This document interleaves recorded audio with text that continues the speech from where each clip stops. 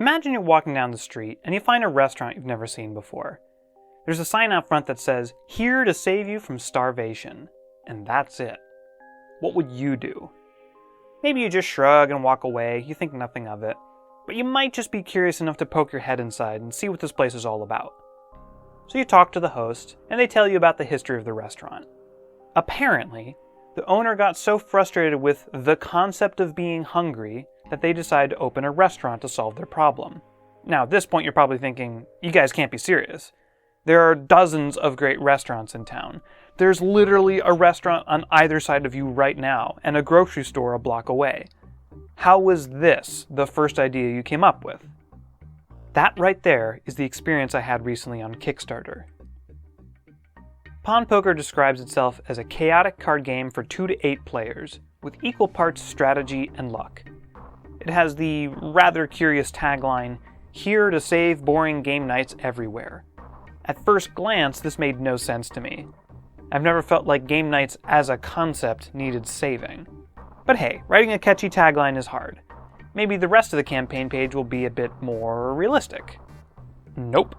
The entire campaign page leans into the idea that game nights need to be saved, and Pawn Poker is the hero to do the saving. Most games we tried were for smaller groups or too long or complicated. We are bringing Pawn Poker to the world to help save game nights for everyone. How Pawn Poker saved game night. Better than poker, what we fixed. And here is the opening segment of the campaign video. Has game night lost its fun factor? Your players distracted? Snacking? Surfing? Missing? We've all been there. Game night used to be the highlight of the week, but lately, it feels like something's missing. But now, there's a new game in town. Pawn Poker brings the magic back to game night. The video then goes on to describe the mechanics of Pawn Poker. In a nutshell, it's a card game that borrows some of the core concepts from traditional poker, but strips away the betting system and introduces some new twists to make it more family-friendly. As a concept for a game, this makes perfect sense. It's easy to imagine people playing this at a family reunion. What does not make sense to me is the campaign's insistence that this game is the solution to a problem. Either the problem of game nights being boring, or the problem of poker being, quote, broken. Now, to be clear, this marketing approach does work for other types of products, even on Kickstarter. Here's a recent campaign page for a tech product that identifies a problem and positions itself as the ideal solution. The problem is that ice melts when it's hot, and the solution is a battery-powered ice maker. Campaign video even makes the somewhat dubious decision to highlight dead fish storage as one of the product's possible use cases. That's not particularly attractive to me personally, but more than 700 people looked at this page and said, "You know what? I need a way to store dead fish." And they pledged $300,000 to make it happen.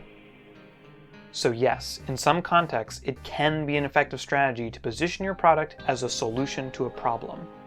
But I don't think this works everywhere. People don't buy board games or explore new restaurants because they're searching for a solution.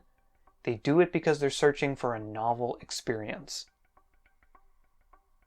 With this framework in mind, let's take a closer look at the Pawn Poker campaign page and see if we can find a few areas for improvement. This opening section presents the origin story for the game, which is a nice personal touch. But there's one sentence that jumps out as being a bit of a red flag. Most games we tried were for smaller groups or too long or complicated. This sentence doesn't work simply because there are already hundreds of games out there that fulfill this exact need. Telestrations, code names, exploding kittens, and on and on and on. When a creator presents their audience with a problem that already has so many well-known solutions, it diminishes the author's credibility. To fix this, let's continue the origin story, but try pulling it in a more positive direction. A few years ago, we decided to shake things up by starting game nights. The fun we had at these game nights inspired us to make our own game. We wanted something that was easy to learn, fast-paced, and with a wholesome theme that made everyone feel welcome at the table.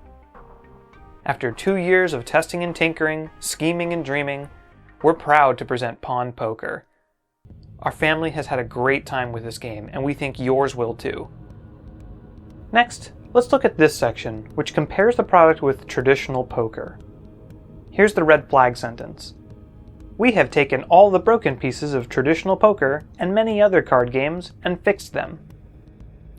Last year's World Series of Poker saw a total attendance just shy of 200,000 entrants.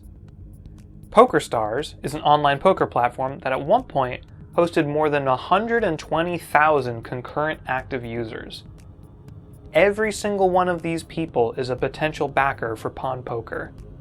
And if we showed them this sentence right here, every single one of them would say, "What are you talking about? Poker isn't broken." And to zoom out a little bit from poker, the more general lesson here is this. If you position a new game as a replacement for an existing game, you run the risk of pushing away the people who already love it. This is true for any kind of product, but it's especially true for games. Why? Because the audience doesn't just use a game like they use a dead fish storage device.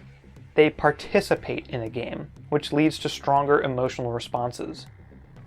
So, instead of pushing people away by claiming that Pawn Poker fixes something that isn't broken, let's try pulling those people in. Pawn Poker borrows some of the core concepts of traditional poker and introduces a few new twists. The result is a card game that feels fresh and familiar at the same time.